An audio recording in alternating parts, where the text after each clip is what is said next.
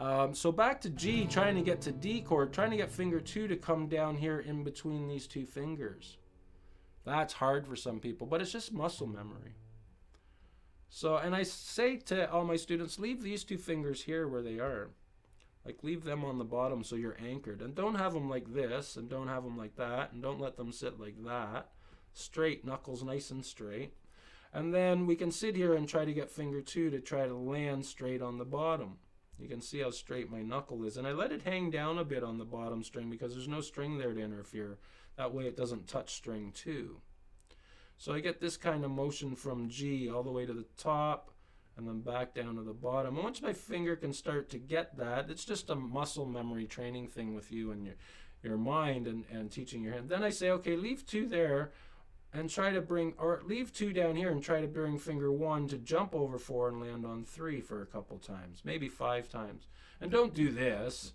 Take your time with it, go like, and count 1, 2, 3, 4, and try to land at 1 while not stopping your count. 3, 4. So same with this one, right? We could do 1, 2, 3, 4, and try to get back. 1, 2. Simple exercises like that go a long ways, believe me. Now, that's just 1/2 of this to get to a D chord. So I've got hundreds of these videos that I should post for you guys. If you want to know more about chord changes, please leave me a comment on letting me know that this is helping you, and I'll come out and do more videos about how to help you change chords. So then what I would do is take fingers 1 and 2 and try to lift, and you can notice how I bend my knuckles down. You see how I just pull them in? I just pulling them down to their notes and then pushing onto the string, and then lifting off and pushing them back up to their chord. Great exercise for muscle memory. Back and forth like that.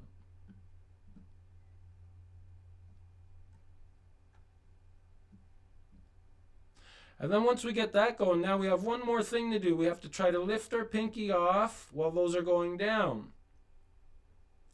That can be tricky. So what I ask my students to do is, can you lift 1 and 2 and 3 off on G and put them back on like that?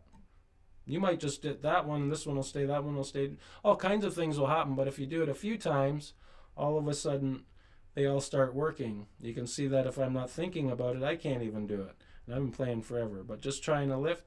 And if you can't do that, then do 1 at a time, 1 at a time, both, make them land. Maybe do your pinky by itself, and then try to lift all 3 by leaving 3 where it is and plant it again. That's so that when you go from G to D, you can lift your pinky off and put it there, and then your pinky's not on for the D chord. We don't want the pinky on the bottom string here for the D chord. And I use the G chord so you're anchored with these 2 fingers the whole way through.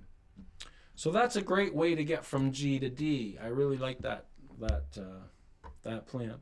Now to get to E minor, we could think of finger 1 has to jump all the way up to 5. We could do that. Hold it though. Do the counting. 2, 3, 4.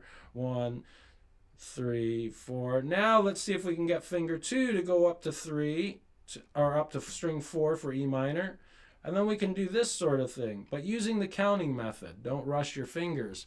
You know, so if we're up here for E minor, maybe we want to teach these 2, 1, 2, lift them and go 3, 4. You can leave those 2 there for now. It's an E minor 7. It'll still work over the song, and it helps you with your changes.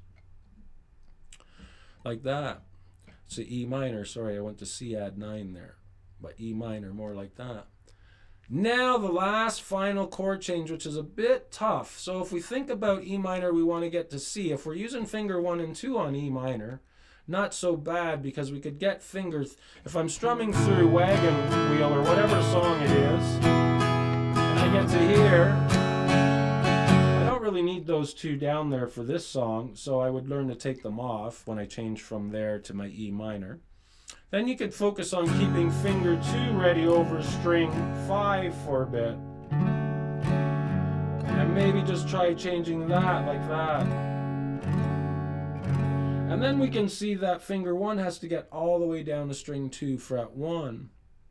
So that can be tricky if we have our arm way back here, or it's like this. We want our wrist forward, and we want to kind of lean our wrist this way in so that our fingers can get a little bit on a diagonal shape. So then we can focus on E minor going to C like this, Try to get finger 3 first to land there, then take it off. Try to get 1 to go way down there. That is an A minor 7, so it's another chord you're learning. And then once you get that, try to get them to land together. So always lift and place together. I'm not saying this is great to keep there. I can do it both ways. But once you get this motion, then try to lift it and place it too. Learn lots of different dexterity for your fingers to work with. Now getting back to G from C. What a tough change. So these 2 fingers, will try to make them land finger 2 on the top and finger 1 on the bottom, like that.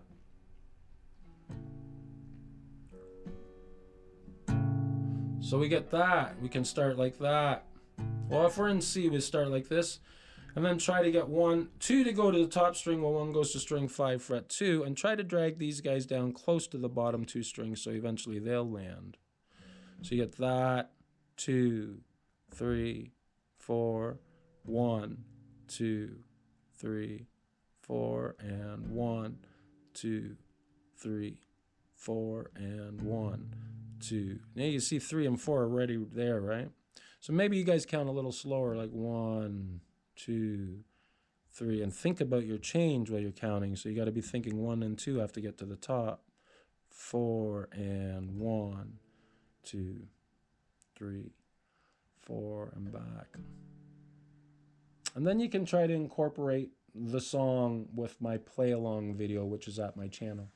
So yeah, please hit the subscribe button, and if you can click the bell button for and click on the little checkbox, you want to receive notifications, and you'll get all kinds of notifications when I upload new videos for you to learn something on the guitar.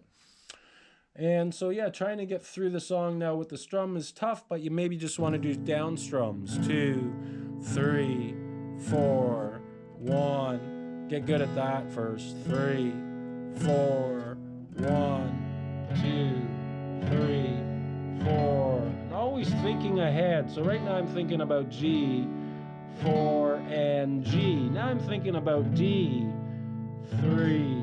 Slow down a bit. 4 and D, 2. Now I'm getting ready for E minor, thinking ahead. 4 and E minor. Getting finger 3 close to string 5. 4, ready for C. 1, 2. Thinking about G now. 3, 4, and then back to the top. So you could literally strum this whole chord chart using every chord that's on this chart, strumming down 4 times and trying to make your change. And then you could do it just 2 times for the split bars. 1, 2, 3, 4, 1, 2, 3, 4, 1, 2, 3, 4, strumming down twice, trying to make your change. And here you'd strum 4 times down. Each one of these are a bar. So every time you see a chord by itself, strum 4 times down. Or you could incorporate the strum from the last video where we got 1 E and a 2 E and a 3, and try to get that on 3. Maybe you want to go a little slower. 1 E and a 2 E and a 3 E and a 4 E and a 1 E and a 2 E and a 3 E and a 4 E and a 1. So lots to think about. I hope all these videos help you on rhythms, chord changes, as well as learning a song. All right, guys, thank you for all your support for my channel. We're almost at 200 subscribers, and we've only been doing this for a year. I'm getting better at my videos. I love showing you guys my charts. It takes me a long time to make them, so I do listen to the song. I have to figure the song out. Then I tailor my charts to the song so that it makes it easy for you guys to know the format. You can pause it, like I said earlier, take a screenshot, copy it down. Maybe eventually I'll just have a place where you can come and grab them. But for now, this is pretty easy, and then just follow the chart along. You could put the song on and just follow the chart along. And that's pretty much the whole song. Chorus right to the end on the very bottom. All right, guys, please leave me comments and let me know if this is helping you. All right, and have a great day, and we'll see you soon. Bye for now.